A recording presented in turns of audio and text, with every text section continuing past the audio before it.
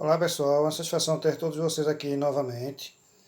Hoje eu vou mostrar para vocês uma matéria aqui nessa revista Heróis número 11. Eu já havia mostrado essa revista para vocês anteriormente num vídeo que eu fiz da minha coleção de heróis e heróis Gold, mas eu mostrei essa edição rapidamente, não tive como parar para mostrar todo o conteúdo dela. Agora eu vou mostrar para vocês uma matéria bem interessante que tem aqui, que eu acredito que vai tirar a dúvida de algumas pessoas. Bom, pessoal, essa matéria é bem interessante. O título dela é Quem Veio Primeiro? Plágio e Falta de Imaginação entre os Heróis. Então, primeiramente, uma comparação aqui entre o Capitão Marvel na época, né, era como era chamado Capitão Marvel, e o Super-Homem, que o Capitão Marvel ele foi criado depois do Super-Homem e foi considerado um plágio porque seus poderes eram bastante semelhantes ao do Super-Homem. E o que é que aconteceu? A DC colocou a Fawcett Comics na justiça e ela acabou ganhando. Nem sempre o Capitão Marvel foi um herói da DC, ele foi adquirido depois os seus direitos de publicação, depois que a DC decidiu comprar o personagem. Então aqui essa matériazinha faz um breve comentário sobre isso.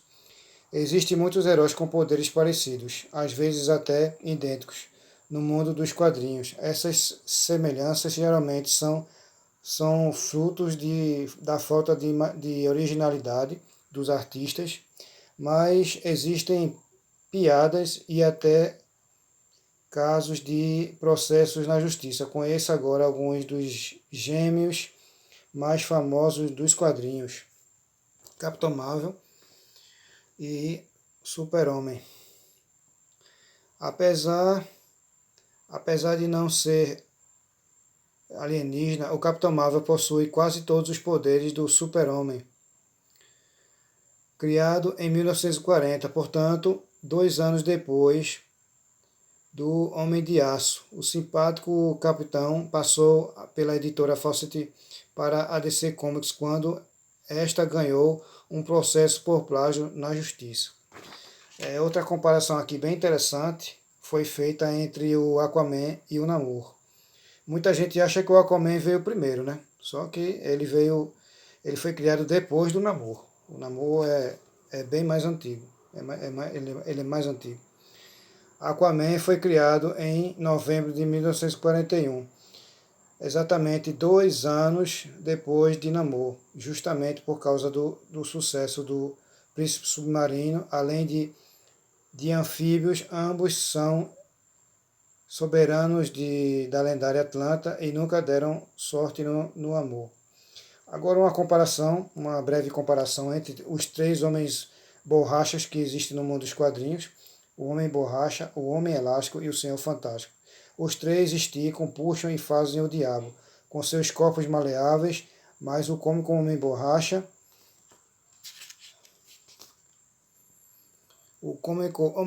surgiu primeiro em 1941, seguido pelo detetivesco Homem Elástico de 1960 e pelo científico Senhor Fantástico de 1961. Isso aí eu não sabia que o Reed Richards foi o último, né? Agora uma comparação entre o Flash e o Mercúrio. Flash foi criado em 1940, nasceu antes de Mercúrio, 1964, mas apesar de ser mais novo, o mutante da Marvel tem pais mais ilustres, tanto na vida real, que foi seus pais criadores, né? Foram Stan Lee e Jack Kirby, quanto na fictícia, que no caso ele é filho, né, de Magneto, um dos maiores mutantes da Marvel. Agora uma comparação entre o Arqueiro Verde e o Gavião Arqueiro. A ideia de disparar flechas cheias de truques surgiu com o Arqueiro Verde em 1941. O Vingador Gavião Arqueiro apareceria nos mesmos moldes mais de 20 anos depois. Detalhe como vilão, que é como a gente, quem é mais ligado, né, nas histórias e quadrinhos de antigamente, realmente o Gavião Arqueiro, ele era um vilão e passou depois a ser um herói, né, passando a fazer parte também da equipe dos Vingadores. Liga da Justiça e Esquadrão Supremo.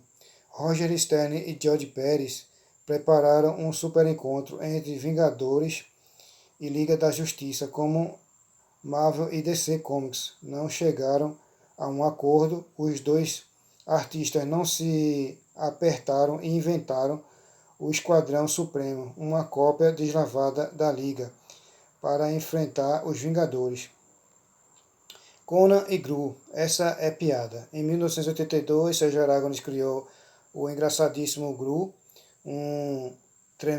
uma tremenda sátira a Conan, nascido das páginas do livro de 1932 e levado aos quadrinhos em 1970. Homem-Coisa e Monstro do Pântano. Aqui deu empate. Essas duas criaturas lerdas e nojentas surgiram em 1971 e tinham tudo para dar errado. O Homem-Coisa deu mesmo. O Monstro do Pântano passou pelas mãos de Alan Moore, virou ídolo e até ganhou um seriado de TV. O Monstro do Pântano teve mais sorte, né? E aqui ele falou que ganhou o Monstro do Pântano, ganhou um seriado, mas nessa época não existia o seriado do Monstro do Pântano, que foi produzido recentemente pelo diretor de Aquaman, né? Foi uma série que teve apenas uma temporada, mas que infelizmente houve alguns problemas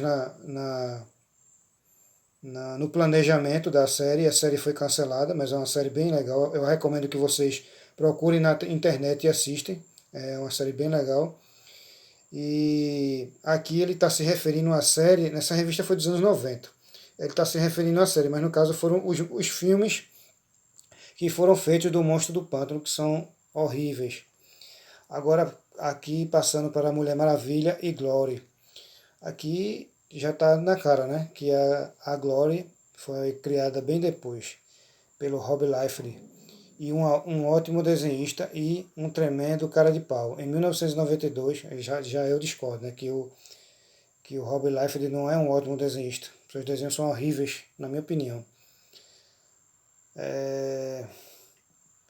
Em 1992, ele inventou a Glory, uma heroína com as mesmíssimas características da Mulher Maravilha,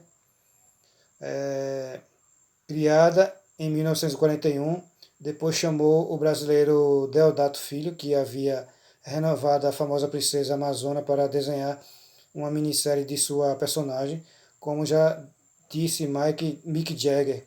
Quando a homenagem é grande demais, talvez seja melhor chamar a polícia. O Rob Liefeld realmente muito cara de pau, né? Que além de criar uma personagem bastante parecida com a Mulher Maravilha, ele ainda chamou o Mike Deodato, que havia desenhado a própria para a DC. Eu acho que foi exatamente aquela fase que foi a fase da Mulher Maravilha, que foi publicada na extinta revista formatinho do Shazam, né? Após os eventos da Zero Hora, o Shazam foi reformulado e foi lançado em formatinho, e essa revista tinha um mix, no mix da revista tinha as aventuras da Mulher Maravilha desenhada pelo Mike Deodato. Bom, pessoal, complementando aqui, eu vou falar rapidamente sobre o Kamen Rider, né? Muita gente acha que só existe o Black Kamen Rider, só existiu ele nos anos 80, e que ele é o principal, né? Só que antes do Black Kamen Rider foram criados muitos outros Kamen Riders. Houveram outras séries do Black Kamen Rider, né? Esse aqui foi o primeiro, bem mais tosco, né?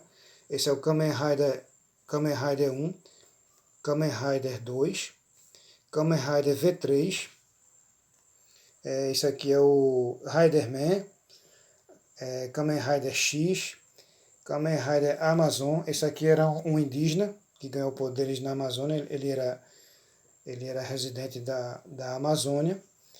Esse aqui foi o próximo, o Kamen Rider Stronger, o Sky Rider, Kamen Rider Super 1, o Kamen Rider ZX e o nosso famoso e ilustre Black Kamen Rider, né? Depois veio o RX e os suas variantes, né? O Robo Rider e o Bion Rider. Então teve um episódio, acho que foi um dos últimos episódios do seriado do Kamen Rider RX, em que apareceram vários Kamen Riders para ajudar ele na luta contra os vilões. Todos se uniram, como vocês podem ver aqui na foto, para ajudar o RX.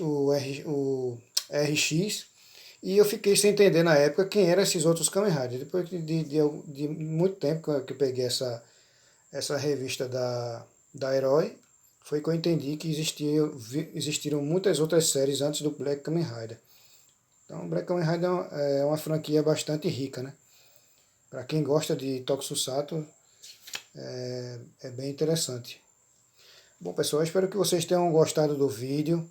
Quem gostou, deixa o joinha, ative as notificações, deixa um comentário, se inscreva no canal e até a próxima.